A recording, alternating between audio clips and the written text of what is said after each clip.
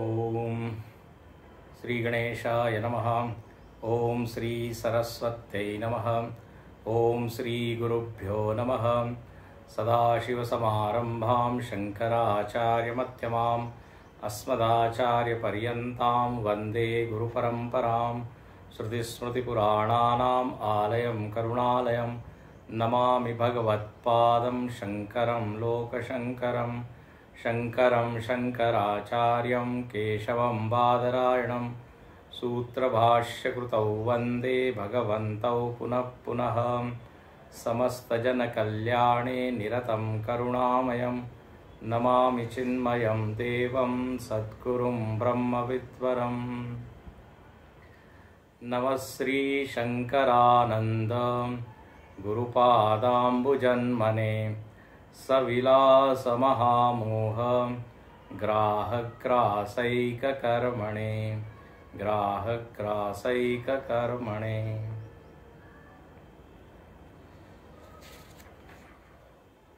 आज हम श्लोक क्रमांक 46, 46 और 47 इन दोनों श्लोकों को पढ़ेंगे।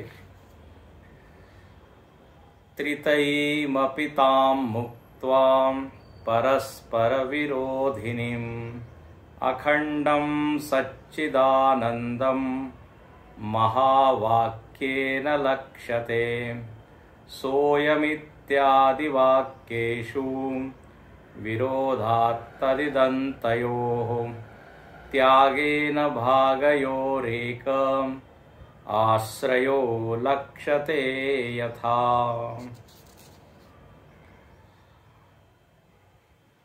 तत्वमसी महावाक्य का निरूपण यहाँ पर विद्यारण्य स्वामी जी करते हैं। तत्वमसी इस वाक्य को महावाक्य कहते हैं और महावाक्य उसको कहते हैं जिसमें आत्मा और ब्रह्म की एकता बताई गई हो। जीव ब्रह्मैक्य बोध जिसमें कराया गया हो,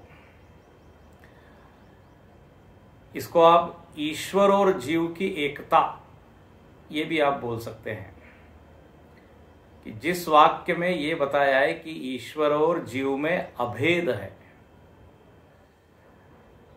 तो उसको बोलेंगे महावाक्य।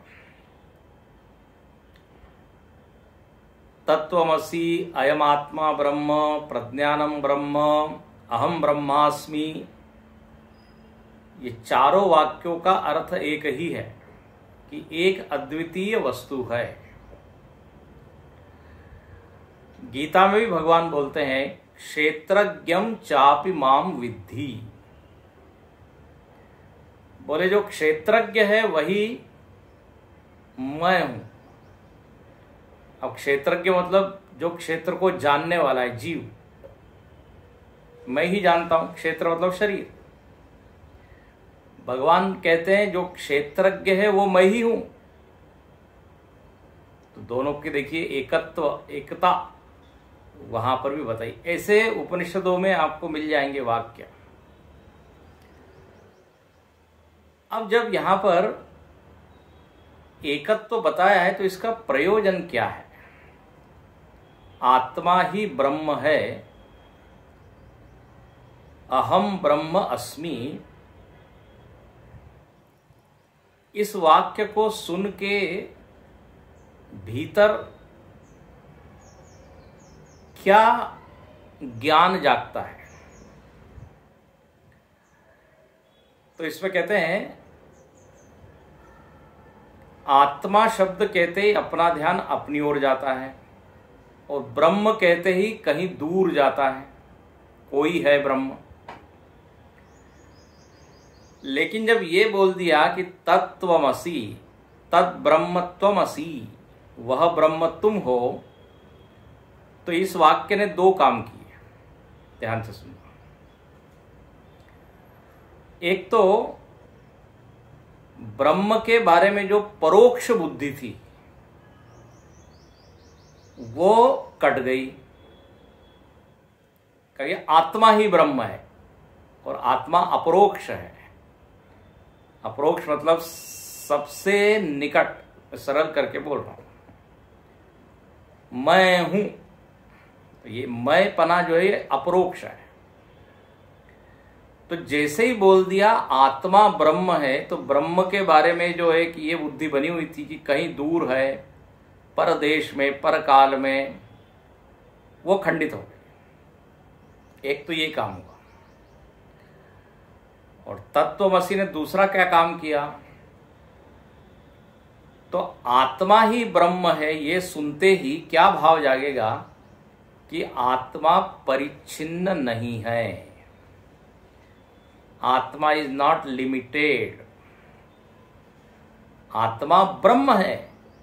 और ब्रह्म का अर्थ ही होता है जो त्रिविध परिच्छेद रहित है, जो वस्तु को सीमित करती है, वो तीनों वस्तु जिसमें नहीं है उसको कहते हैं ब्रह्म। जिसमें देश की सीमा नहीं, काल की सीमा नहीं, वस्तु की सीमा नहीं, वो है ब्रह्म।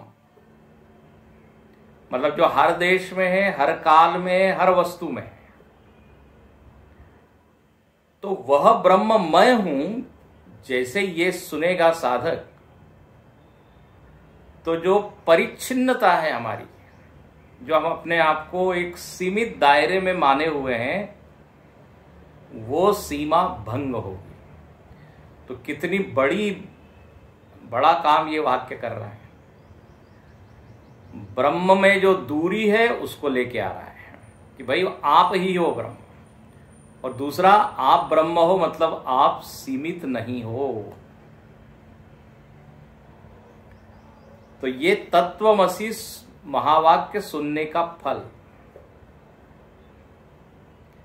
स्वयं के प्रति दृष्टि पूरी तरह बदल जाएगी।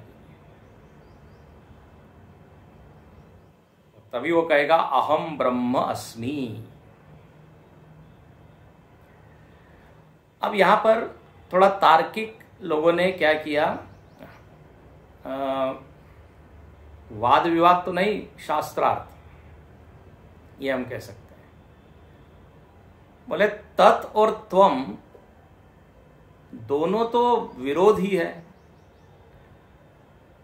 तत् और त्वम के लक्षण तो बिल्कुल अलग है। तत् मतलब वो, त्वम मतलब तुम, दोनों एक कैसे हो सकते हैं?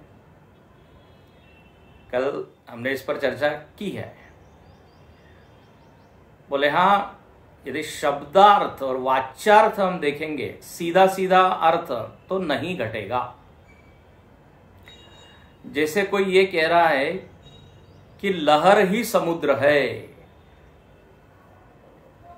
या उल्टा कर दीजिए, समुद्र ही लहर है, ऐसा यदि किसी ने वाक्य कहा, समुद्र लहर है,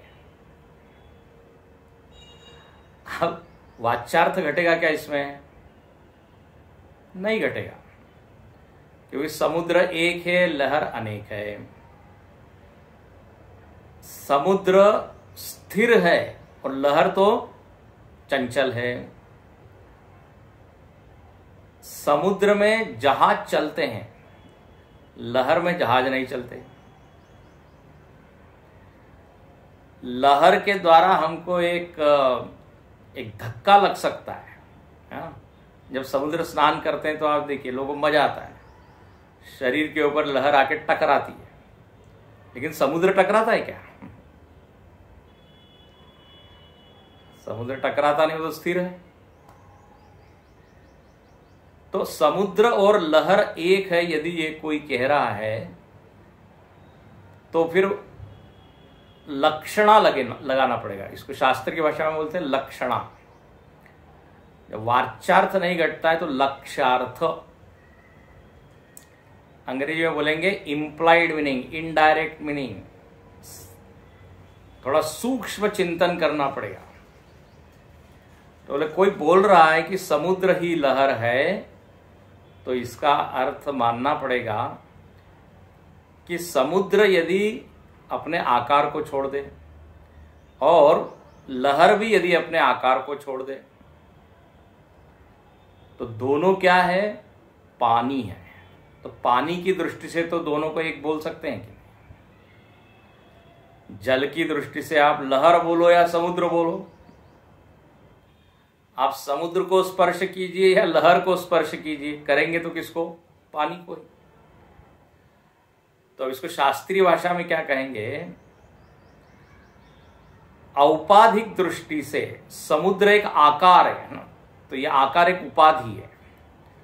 पानी ने जब आकार की उपाधि ले ली तो दो नाम उसके हो गए, बड़ा आकार समुद्र, छोटा आकार लहर। लेकिन आकारों को छोड़कर यदि हम देखें तो जलम एवं अस्ति। वही यहां पर तत्वमसि वाक्य में कहा, ईश्वर और जीव उपाधि को देखकर हम कहेंगे तो फिर तो कभी भी एकत्व होगा नहीं। इसलिए यहां लिखते हैं त्रितयिम मुक्त्वा, मलिन सत्व प्रधान उपाधि जीव की और ईश्वर की जो दो उपाधि थी, सत्व प्रधान और तमोगुण प्रधान, एक में उपादान कारण बन रहा है, एक में वो निमित्त कारण बन रहा है। यदि आप दोनों को मिला दे तो एक ही माया। तो माया की उपाधि को हटा के देखे तो एक ही अखंडम, देयर इज नो खंडम, एक अखंड ब्रह्म लक्ष्यते तत्वमसि महावाक्य से एक ही चैतन्य की ओर लक्षित किया गया है। अच्छा, उदाहरण हमने देखा सोयम देवदत्त। सोयम देवदत्त में क्या हुआ, हमने उसकी वेश इत्यादि को त्यागा और उस व्यक्ति को देखा तो व्यक्ति में एकत्व है। अब इसको कहते हैं भाग त्याग लक्षण। जैसे ईश्वर और जीव में हमने उपाधियों को हटाया लेकिन चैतन्य को ग्रहण किया, तो एक भाग का त्याग किया, उपाधि वाला जो पार्ट है, उपाधि वाला हिस्सा छोड़ दिया और फिर देखा तो दोनों एक है। जैसे कोई व्यक्ति मैनेजर है, ऑफिस में जाता है तो वो कहलाता है मैनेजर, घर में आके वो कहलाता है पिता या पति। अब कोई कहेगा मैनेजर कोई अलग है और पिता अलग है, नहीं। जब वो मैनेजर है तो उसने एक उपाधि धारण की है, पिता है तो एक उपाधि धारण की है। यदि वो पितृत्व और मैनेजरत्व दोनों को छोड़ दे तो क्या मालूम पड़ेगा, एक ही मनुष्य है। दो मनुष्य नहीं है, एक मनुष्य के ही दो नाम। इसको कहते भागत त्याग लक्षण। आपने उपाधि को छोड़ दिया, उपाधि जिस पे आश्रित थी उसको ले लिया। मनुष्य मैनेजर है, मनुष्य पिता है, तो पिता और मैनेजर को छोड़ो तो दिखाई देगा एक ही है। आश्रयो लक्ष्यते, दोनों का आश्रय एक है। ऐसे ही तत् और त्वम का आश्रय एक ही चैतन्य है। ये इसलिए अगले श्लोक में इसी को दिखाते हैं, बताते हैं कि उपाधि का क्या करना पड़ेगा, त्याग। देखिए, माया विद्ये विहायैवम् उपाधि परजीवयोः अखंडम सच्चिदानंदम परब्रह्मैव लक्ष्यते। माया विद्ये विहायैवम् उपाधि परजीवयोः अखंडम सच्चिदानंदम परब्रह्मैव लक्ष्यते। बोले जीव की उपाधि है अविद्या। ये आपने पहले सुना है, अविद्या, अज्ञान। उसी को यहां बताया था मलिन सत्व प्रधान, ये जीव की उपाधि, उसको यहां लिखा अविद्या। और ईश्वर की जो उपाधि है, ईश्वर ने जो वेश धारण किया है वो है माया, ये उसकी उपाधि। पर जीवयो, पर मतलब परमात्मा, जीव मतलब जीव, इन दोनों की दो उपाधि है, माया और अविद्या। बोले यदि एकत्व हमको जानना है, ध्यान से सुनना, तो उपाधि को क्या करना पड़ेगा, विहायम। विहाय एवं उपाधि। विहाय मतलब त्याग, दोनों की उपाधि का त्याग करके देखेंगे तो अखंडम सच्चिदानंदम परब्रह्म एव लक्ष्यते। तो आपको एक ही वस्तु दिखाई देगी, उसका नाम सच्चिदानंद है, उसका नाम ब्रह्म है, और वो अखंड है, इसमें खंड नहीं है, भाग नहीं है, टुकड़े नहीं है, एक चैतन्य। कई लोगों को क्या लगता है, ईश्वर जो है बड़ा चैतन्य है और जीव जो है छोटा चैतन्य है ना। ब्रह्म को लोग सुप्रीम कॉन्शियसनेस ऐसा एक नाम देते हैं, और जीव को स्मॉल कॉन्शियसनेस। ऐसा नहीं होता, कॉन्शियसनेस इज वन ओनली। वो तो उपाधि के कारण ईश्वर और जीव कहलाए, चैतन्य तो एक ही है, तो उसी को कहा अखंडम। अच्छा, अब यहां पे एक शब्द बहुत महत्वपूर्ण है, वो है विहाय। उपाधियों का त्याग करने पर ये एकत्व समझ में आएगा। ध्यान से सुनना। अब उपाधि का त्याग कौन करेगा? जीव करेगा कि ईश्वर? जीव ईश्वर से कह रहा है आप अपनी उपाधि हटाइए। ईश्वर कहता है वाह तुम बड़े आए मुझको कहने के, पहले खुद की उपाधि हटाओ। खुद तो इतनी उपाधियां धारण करके बैठे हो, खुद से तो छूटती नहीं और मुझको हटाने के लिए कह रहे हो। देखो, जो जीव में जो जीवत्व है, जीव में जो कर्तृत्व है, हाँ, ये सब अज्ञान जन्य है और उसी कारण हम जीव बने हुए हैं। पीछे हमने देखा उसी के कारण पंचकोशों को हमने अहम मान लिया है। तो ये जो उपाधियों का त्याग करना है ना, ये भगवान को नहीं करना है, आपको बता दें, ये इधर घटाना है। ईश्वर से मुलाकात तो ऐसी हो नहीं सकती, तो उसको कैसे हम कहें, कहाँ कहेंगे? इसलिए अपने हाथ में है अपनी उपाधियों का त्याग करना। ईश्वर की भूल जाइए, बहुत ही बढ़िया विषय है, क्योंकि विहाय यहां लिखा त्याग। अब कोई बोलेगा हम तो त्याग कर देंगे, और यदि भगवान ने त्याग नहीं किया तो उपाधि का, तो फिर कैसे एकत्व होगा? अरे भाई पहले अपना तो कीजिए। अपनी उपाधियों को यदि हमने छोड़ा, मतलब ये समझ लिया कि ये मिथ्या है, ये सत्य नहीं है, तो क्या होगा मालूम है? जो परब्रह्म या परमात्मा हमको दिखाई देगा, वही ईश्वर का चैतन्य है। अलग से ईश्वर को कुछ करने की जरूरत नहीं है। हम अपनी उपाधि को त्याग देंगे तो आप समझ लीजिए ईश्वर भी अपनी उपाधि को छोड़ देगा। या इसको ऐसा कहे, जब हमारे हाथ से अपनी उपाधि हट जाएगी, उसके बाद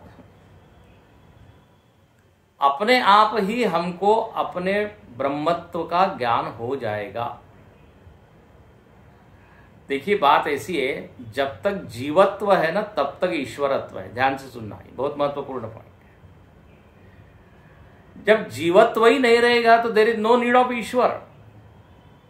ये जीव और ईश्वर दोनों एक साथ आते हैं। जहां हमने अपने आप को कर्ता माना और कर्म करने वाला माना, तो फिर एक फलदाता मानना पड़ेगा। ये तर्क की मांग है। ध्यान से सुनना है, महत्वपूर्ण पॉइंट है। यदि हम अपने आप को कर्ता मानते हैं, कर्म करने वाले मानते हैं, तो फलदाता तो हम होते नहीं, क्योंकि हमने अपना अनुभव देखा है फल आते रहते हैं। तो देयर इज समबडी जो फल देने वाला है, और जो हमारे सारे कर्मों को जानता है और किस कर्म का क्या फल है उसको पूरा ज्ञान है। तो जैसे ही हम कर्ता बने फलदाता मानना पड़ेगा। ध्यान रखना, जब हम अपने आप को अपूर्ण मानते हैं तो एक पूर्ण की अपेक्षा होती है। हम अल्प बुद्धिमान है तो यह अपेक्षा होगी कि कोई ना कोई सर्वज्ञ होगा। ये दोनों चीजें साथ में आती है। यदि एक को ही हम मानते हैं तो फिर वो नास्तिकता में हमारा पतन हो जाएगा। मैं तो हूं लेकिन there is no controller, no creator, ठीक है ना। तो ये विचार करने पर ये गलत हो, इसलिए दोनों एक साथ आते हैं। और अब जीव ने जैसे ही अपने स्वरूप को समझा, अपना जीवत्व भंग हुआ, ईश्वरत्व भी भंग हो गया। तो विहाय छोड़ना किसको है? हमको छोड़ना है। भगवान के पीछे मत पड़िए। भगवान आप रिटायर हो जाइए, आप उपाधि छोड़िए और आप शुद्ध ब्रह्म होके आप हमारे सामने आइए, फिर मैं अपने उपाधि को छोड़ूंगा, फिर दोनों मिलेंगे। ऐसा नहीं होगा।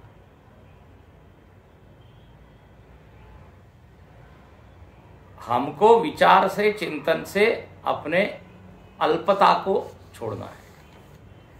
ये जो हमने मान लिया है कि अवस्था त्रय का मैं क्या हूं, अवस्था त्रय परिच्छिन्न हूं, पंचकोश से ग्रस्त हूं,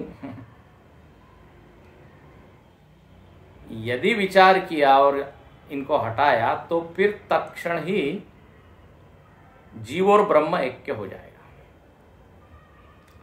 ठीक है। तो इस तरह अब तक यहां पे इस तत्वमसि महावाक्य का निरूपण हुआ और जो चीज युक्ति से सिद्ध हो रही थी, श्रुति ने भी कहा यही एकत्व ही ठीक है, एकत्व ही सत्य है। उसमें कोई संबंध नहीं है, जीव और ब्रह्म में कोई अंश अंशी संबंध नहीं है, अंग अंगी संबंध नहीं है। वो वाच्यार्थ में ठीक है, जब आप उपाधि के साथ अपने आप को समझते हो तो ठीक है, आप उसके अंश हो। अब जैसे लहर को यदि आपने लहर के रूप में लिया है तो डेफिनेटली समुद्र का एक भाग है। जो बूंद है उसको यदि आपने एक आकार के रूप में लिया है तो डेफिनेटली समुद्र का वो का एक पार्ट है। लेकिन यदि आकार को छोड़ा तो फिर कहां से पार्ट हुआ? तब तो दोनों तत्व ही ये पानी है। तो ये बात यहां पे बार बार सुननी पड़ेगी तो बात धीरे धीरे बैठती है। व्यवहार में वाच्यार्थ ही रखना चाहिए। भक्ति के दर्शन में, भक्ति शास्त्र में वाच्यार्थ पर ही जोर दिया है कि मैं उसका अंश हूं, मैं उसमें हूं, मैं उसके द्वारा हूं। हमने बताया था। लेकिन लक्षार्थ भी है, ये भी ध्यान रखना चाहिए। ठीक है। अब आगे हम चलते हैं 49 श्लोक। अब आगे के जो 4 श्लोक हैं वो कठिन है। बोले स्वामी डराइए मत, अभी भी कठिन ही था। यदि अभी तक का जो भाग कठिन लग रहा है तो आगे वाला भाग उससे और कठिन है। वो जैसे हवाई यात्रा करते हैं तो वो अनाउंस करते हैं कि we are passing through a rough phase, please fasten your seat belt, ऐसा बोलते हैं ना। अपने अपने बेल्ट लगा लीजिए। विमान जो है वो एक रफ इसमें से गुजर रहा है। यात्रा थोड़ी कठिन है। तो ऐसा यहां पर भी है। विचार जरा सूक्ष्म है आगे, इसलिए सावधानी की अपेक्षा जरा ज्यादा है, एकाग्रता की अपेक्षा ज्यादा है। अब यहां पे जब तत्वमसि महावाक्य से एक अखंड ब्रह्म लक्षित होता है, ये बोल दिया, तो एक पूर्व पक्षी है। पूर्व पक्षी एक प्रश्न करने वाला है। उसने एक प्रश्न किया। क्या प्रश्न किया? जरा पहले श्लोक पढ़ते हैं फिर आपको बताएं।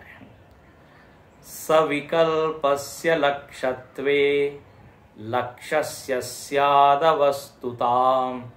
निर्विकल्पस्य लक्ष्यत्वं न दृष्टं न च संभवी।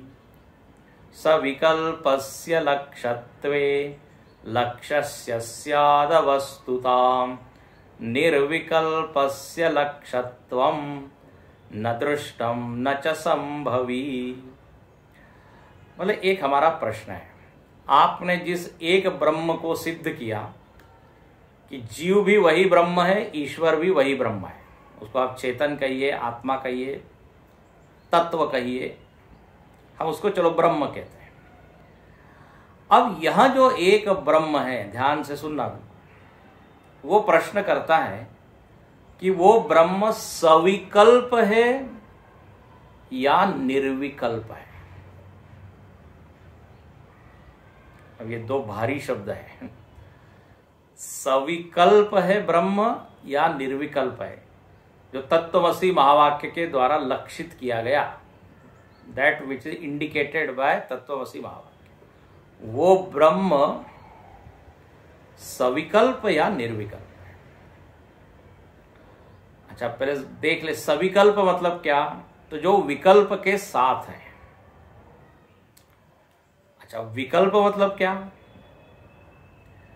तो विकल्प का अर्थ है, विकल्प के भी बहुत सारे अर्थ हैं, लेकिन यहां विकल्प मतलब नाम, रूप, गुण, ये सब विकल्प है। तो ये ब्रह्म क्या नाम, रूप, गुण इत्यादि सहित है, सविकल्प है या निर्विकल्प है, कोई विकल्प नहीं है। विकल्प मतलब विचार वृत्ति भी होता है, तो नाम, रूप, गुण, क्रिया, ये सब विकल्प में आते हैं। अब विकल्प शब्द प्रायः हम जो सामान्य भाषा में विकल्प मतलब ऑप्शन, मराठी में तो पर्याय, इसका क्या विकल्प है। अच्छा, विकल्प मतलब कहीं कहीं वृत्ति, विचार, विकल्प मतलब संकल्प, विकल्प वो भी एक अर्थ होता है।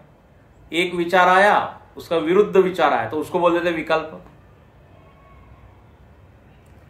तो ये सब अर्थ में बता रहा हूं, लेकिन यहां पे वो पूर्व पक्षी क्या पूछ रहा है कि नाम रूप सहित ब्रह्म सविकल्प है, जो ब्रह्म लक्षित किया, जो ब्रह्म अभी आपने सिद्ध किया, या वो निर्विकल्प है।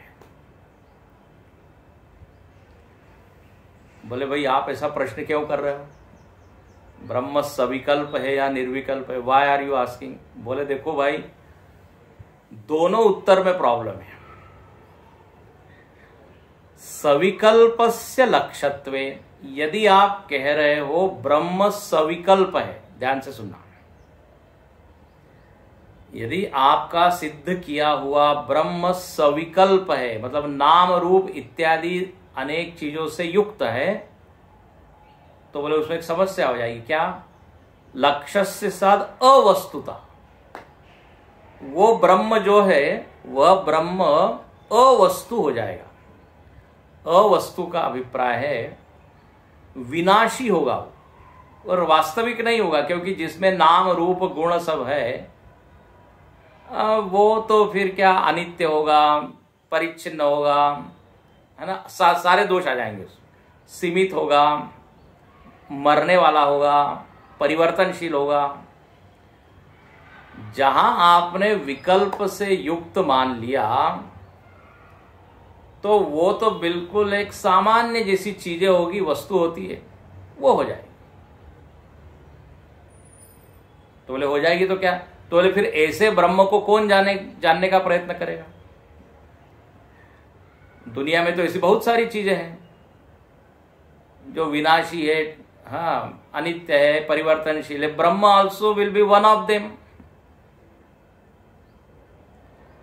तो फिर लक्ष्य क्या, जीवन का साधक का लक्ष्य कोई ऐसी वस्तु को प्राप्त करना तो होता नहीं है। तो यदि आप ब्रह्म को सविकल्प मान रहे हैं, ध्यान से सुनना, तो क्या ऑब्जेक्शन हो जाएगा, क्या दोष आ जाएगा, अवस्तुता। अवस्तु हो जाएगी, विनाशी वस्तु सिद्ध होगी। अच्छा, तो बोले नहीं नहीं, निर्विकल्प है वो, ब्रह्म कैसा है, निर्विकल्प है। ओ ऐसा है, तो वो पूर्व पक्षी कहता है निर्विकल्पस्य लक्ष्यत्वम न दृष्टम। यदि ब्रह्म निर्विकल्प है तो निर्विकल्प ब्रह्म को जानेंगे कैसे? निर्विकल्प चीज को कभी किसी ने न देखा है न जाना है। निर्विकल्प मतलब क्या है? जिसमें कोई नाम नहीं, रूप नहीं, आकार नहीं, गुण नहीं, क्रिया नहीं, कुछ नहीं। तो ऐसे ब्रह्म को कोई लक्षित कर सकता है क्या? इंडिकेट कर सकता है क्या? बता सकता है क्या? क्योंकि वो कुछ है ही नहीं बताने के लिए उसमें। मजेदार बात है, न दृष्टम न च संभवी, उसमें लक्ष्यता देखी नहीं जाती। It can not be indicated because there is nothing to indicate. निर्विकल्प है ना? मजेदार प्रश्न। यदि आपको प्रश्न समझ में आ रहा हो तो मजा आ रहा होगा। यदि सविकल्प माने ब्रह्म तो वो हो जाएगा विनाशी, अनित्य। निर्विकल्प, निर्विकल्प ब्रह्म किसी ने देखा ही नहीं है, क्योंकि निर्विकल्प का अर्थ ही है कि उसमें कुछ भी नहीं है, नाम रूप गुण क्रिया आदि इत्यादि। तो इसलिए वो पूर्व पक्षी ने वेदांती को घेर लिया। बोले आप ब्रह्म ब्रह्म की बात कर रहे हो, ईश्वर भी वही ब्रह्म है, जीव भी वही ब्रह्म है, बट वो ब्रह्म सविकल्प है कि निर्विकल्प, ये बताइए। और दोनों उत्तर में आप फंस जाएंगे। सविकल्प अनित्य होगा, निर्विकल्प न कभी देखा जाता है किसी के द्वारा, न ही संभव है। वेदांती ने कहा अच्छा, बड़ा इसने तर्क लगाया है, बुद्धि लगाई है, दिमाग लगा के हमको घेर रहा है। तो अब वेदांती ने इसका उत्तर नहीं दिया, बल्कि वेदांती ने इस प्रश्न के ऊपर ही प्रश्न कर दिया। बहुत मजेदार है, प्रश्न के ऊपर ही प्रश्न कर दिया। इसको संस्कृत में कहते हैं उष्ट्र लकुटिका न्याय। उष्ट्र लकुटिका न्याय मतलब यहां दिया भी हुआ है कि ऊंट के पीठ पर कोई आदमी लकड़ियां ढो रहा है। ऊंट क्या कर रहा है? लकड़ी को ढो रहा है, वो ले जा रहा है। अब लेकिन वो ऊंट यदि टेढ़ा मेढ़ा चलने लगे तो जो बैठा हुआ है वो ऊन ढेर में से एक लकड़ी निकाल के उसको मारेगा और फिर उसको स्ट्रेट करेगा। मतलब उसी के ऊपर जो लकड़ी है उसी का उपयोग करके उसको ठीक करेगा। यहां पर भी ऐसा ही है। जब प्रश्न किया उसने कि ये ब्रह्म सविकल्प है आपका या निर्विकल्प है, तो वेदांती ने प्रश्न कर दिया। क्या प्रश्न किया? तो सुनिए, ये 50वां श्लोक। विकल्पो निर्विकल्पस्य सविकल्पस्य वा भवेत् आद्यव्याहतिरन्यात्रं अनवस्थात्माश्रयादयः। विकल्पो निर्विकल्पस्य सविकल्पस्य वा भवेत् आद्यव्याहतिरन्यत्र अनवस्थात्माश्रयादयः। वेदांती उससे प्रश्न करता है कि महाराज, आपने ये जो प्रश्न किया कि ये ब्रह्म सविकल्प है कि निर्विकल्प है, जरा हमको ये बताइए, आपने इस ब्रह्म को क्या मान के ये प्रश्न किया है? ध्यान से सुनना। आपने ब्रह्म को किस रूप में मान के ये प्रश्न किया है? बोले मतलब क्या? नहीं, आप हमसे पूछ रहे हो ब्रह्म सविकल्प है या निर्विकल्प है, तो आपके मन में भी ब्रह्म के बारे में कुछ आइडिया होगी, तभी आप ये प्रश्न हमसे कर रहे हैं। तो आप सविकल्प मान के प्रश्न कर रहे हैं कि निर्विकल्प मान के प्रश्न कर रहे हैं? इसमें शब्दों की खूब लड़ाई है। यदि आप सविकल्प मान के फिर ये प्रश्न कर रहे हैं कि बताइए सविकल्प है कि निर्विकल्प है, तो इसमें दोष है। इसलिए कहते हैं विकल्पो निर्विकल्पस्य सविकल्पस्य वा भवेत्। देखो, विकल्प का एक अर्थ होता है डाउट भी है, शंका भी, ये भी एक अर्थ होता है। तो वेदांति उससे पूछता है कि आप हमसे जो प्रश्न कर रहे हैं कि ब्रह्म सविकल्प है या निर्विकल्प, आप उस ब्रह्म को क्या मान रहे हैं, सविकल्प या निर्विकल्प? सविकल्प मान के यदि ये विकल्प कर रहे हैं कि वो सविकल्प है कि निर्विकल्प है, बताइए, तो बोले इसमें एक दोष है, उसका नाम है व्याहति दोष। सॉरी, इसमें दूसरे दोष आएंगे। अब उसने कहा नहीं नहीं, हम निर्विकल्प मान के ये विकल्प आपसे पूछ रहे हैं, वो सविकल्प है कि निर्विकल्प? तो बोले यदि आपने ब्रह्म को निर्विकल्प मान लिया और अब हमसे पूछ रहे कि बताइए आपका ब्रह्म सविकल्प है या निर्विकल्प है, ये दो ऑप्शन दिए हैं, तो बोले इसमें आप अपनी ही बात को खंडित कर रहे हैं। निर्विकल्प ब्रह्म मान के यदि आप प्रश्न कर रहे हैं, निर्विकल्प मान के ये दो विकल्प पूछ रहे हैं, तो बोले ये तो इसको कहते हैं वदतो व्याघात दोष। वदतो व्याघात दोष मतलब बोलते ही जो गलत सिद्ध हो जाए। जैसे कोई बोलता है कि मैं गूंगा हूं, मैं गूंगा हूं, ये क्या है? बोल के बोल रहा है वो गूंगा है, तो बोलते ही वो झूठ बोल रहा है, अपनी बात को क्या कर रहा है? खंडित कर रहा है, असिद्ध कर रहा है। इसको कहते हैं वदतो व्याघात दोष, इसको व्याहति भी कहते हैं। तो वेदांत कहता है यदि निर्विकल्प ब्रह्म मान के यदि आप हमसे ये पूछ रहे हो, तो बोले पहले ही आपने निर्विकल्प मान लिया, अब उसमें और दो क्या विकल्प होंगे? आपको समझ में आ रहा है कि नहीं मुझको मालूम नहीं, लेकिन कल फिर इस पर चर्चा करेंगे।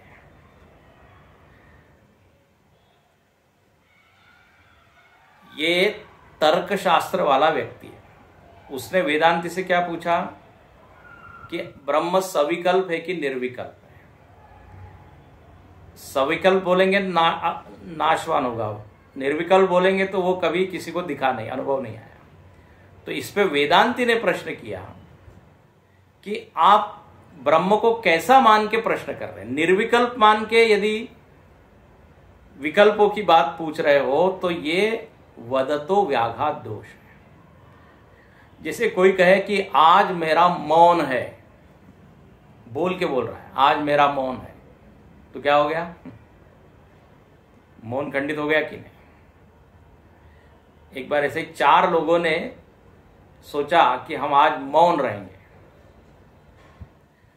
अब हुआ ये कि कुछ कहीं से डिस्टरबेंस हुआ, तो 4 में से एक व्यक्ति बोल दिया, अरे डिस्टर्ब मत करो, हल्ला मत करो, हमारा मौन है आज। अब बताइए, अब बोल के उसने क्या कर दिया? अपना मौन छोड़ दिया। दूसरा व्यक्ति जो था उसने कहा, अरे तुम्हारा तो मौन था, तुमने मौन तोड़ दिया। जो दूसरा व्यक्ति जो भी मौन कर रहा था वो भी मौन कर रहा था, वो उसने बोल के बोला कि तुमने मौन क्या तोड़ दिया। तीसरा व्यक्ति कहता है कि देखो मैं ही एक ऐसा हूं जिसने मौन मेंटेन करके रखा है बोल के बोल रहा है।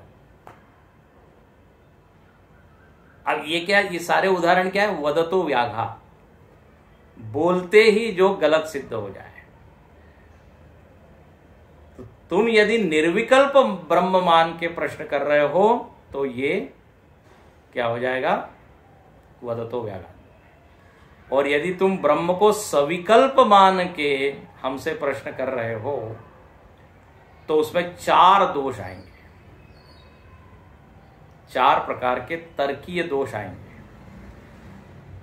कौन कौन से 4? केवल अभी मैं नाम बता देता हूं आपको, डरिएगा नहीं, घबराइए नहीं। कल इसको अच्छे से और बताएंगे। ब्रह्म को सविकल्प मान के यदि तुम ये विकल्प उठा रहे हो, पूछ रहे हो कि सविकल्प है कि निर्विकल्प, तो बोले 4 उसमें दोष आ जाएंगे। कौन से दोष? अनवस्था दोष, आत्माश्रय दोष, चक्रिकापत्ति दोष और अन्योन्याश्रय दोष। ऐसे 4 प्रकार के फैलेसीज हैं। अब जैसे मैं आज थोड़ा सा बता के पूर्ण करता हूं। मैं जानता हूं जो पहली बार सुन रहे होंगे उनको समझ में आ नहीं रहा होगा, लेकिन ये केवल 2 या 3 श्लोक में ही ये थोड़ा कठिन भाग है। उसके बाद फिर तो बहुत ही अच्छा भाग है, समाधि का भाग है, फिर परोक्ष ज्ञान अपरोक्ष ज्ञान का विषय आने वाला है। लेकिन ये 3 श्लोक जरा तर्क वाले हैं, शाब्दिक लड़ाई है। तो पहले दोष क्या है आपको बता देते हैं। एक होता है आत्माश्रय दोष। आत्माश्रय दोष मतलब जैसे किसी ने पूछा घट कहां पर है, घट किसके ऊपर आश्रित है, तो उसने उत्तर दिया घट घट पर ही आश्रित है। तो ये कौन सा दोष हुआ? आत्माश्रय। घर कहां है, तो बोले घर घर पे है। आश्रय भी वही और आश्रित भी वही। आश्रय और आश्रित जब दोनों एक ही हो जाते हैं तो हो जाता है आत्माश्रय दोष। दूसरा एक होता है अनवस्था दोष। एक को सिद्ध करने के लिए दूसरे की जरूरत, दूसरे को सिद्ध करने के लिए तीसरे की जरूरत, तीसरे को सिद्ध करने के लिए चौथे की जरूरत। इस तरह कहीं पर भी एंड होता ही नहीं। उसको अंग्रेजी में कहते हैं फैलेसी ऑफ रिग्रेस, अनवस्था। ये सब सीखना चाहिए, सुनना चाहिए। एक चीज दूसरे पर निर्भर, दूसरे तीसरे पर, तीसरे चौथे पे। फिर तीसरा एक दोष होता है अन्योन्याश्रय। अन्योन्याश्रय, फैलेसी ऑफ म्यूचुअल डिपेंडेंसी। एक के कारण दूसरा है, दूसरे के कारण पहला है, दोनों एक दूसरे पर डिपेंड है। जैसे फल के कारण बीज है और बीज के कारण फल है। फल से बीज निकल रहा है, बीज से फल निकल रहा है, एक दूसरे पर निर्भर हो गए। अन्योन्याश्रय। और एक होता है चक्रिकापत्ति। उसमें क्या है, सर्कल में ही आर्गुमेंट ढूंढता है। जैसे कर्म हम करते हैं, हाँ, तो कर्म करते हैं तो कर्म से भोग करते हैं, भोग से हम संस्कार एकत्रित करते हैं, संस्कार से इच्छा आती है, इच्छा आने से फिर कर्म होता है, कर्म करने से शरीर मिलता है। हाँ, अच्छा, फिर शरीर मिलता है तो फिर क्या करते हैं? कर्म। फिर कर्म से भोग, भोग से संस्कार, संस्कार से इच्छा, इच्छा से कर्म, कर्म किए, मर गए, फिर कर्म के अनुसार शरीर मिला, फिर शरीर से क्या हुआ? कर्म। इस तरह जहां पे सर्कल में ही हम घूमते रहते हैं, इसको कहते चक्रिकापत्ति। एक से दूसरी, दूसरी से तीसरी, तीसरी से चौथी, चौथी से पहली। जैसे अभी ये बीज और वृक्ष का जो मैंने बताया, बीज और फल का, इसमें चक्रिकापत्ति भी लग सकती है। बीज से आया पौधा, पौधे से आया वृक्ष, वृक्ष से आया फूल, फूल से निकला फल, फल में निकला बीज, बीज से फिर क्या आया? वापस पौधा।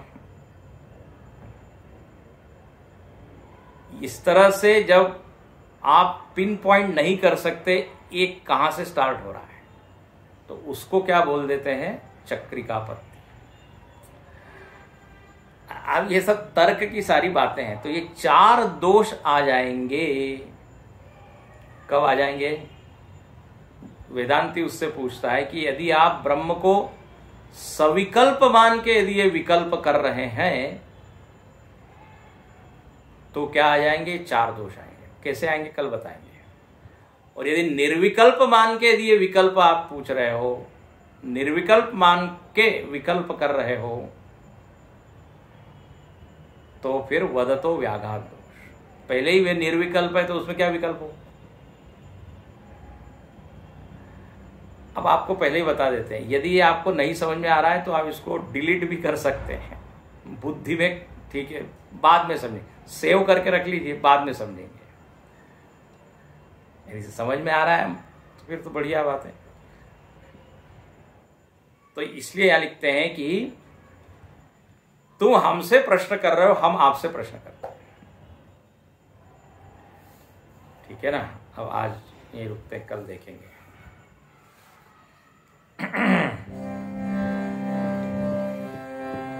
जय जय जय जय हर हर हर हर शिव शिव शिव शिव जगद्गुरु। जय जय जय जय हर हर हर हर शिव शिव शिव शिव जगद्गुरु। जगदिदमखिलं तव रूपं, जगदिदमखिलं तव रूपं। जय जय जय जय हर हर हर हर शिव शिव शिव शिव जगद्गुरु। सद्रूपोऽहं चिद्रूपोऽहं तन्मय नित्यानन्द शिवोऽहं। देहो नाहं जीवो नाहं प्रत्यक चिन्मय आत्मैवाहं। जय जय जय जय हर हर हर हर शिव शिव शिव शिव जगद्गुरु। परमात्माहं परिपूर्णोऽहं, परमात्माहं परिपूर्णोऽहं। आनन्दोऽहं ब्रह्मैवाहं, आनन्दोऽहं ब्रह्मैवाहं, ब्रह्मैवाहं ब्रह्मैवाहं। शिव शिव शिव शिव जगद्गुरु। जय जय जय जय हर हर हर हर शिव शिव शिव शिव जगद्गुरु। ओम पूर्णमदः पूर्णमिदं पूर्णात् पूर्णमुदच्यते पूर्णस्य पूर्णमादाय पूर्णमेवावशिष्यते। ओम शांति शांति शांति। हरि ओम। श्री गुरुभ्यो नमः। हरि ओम।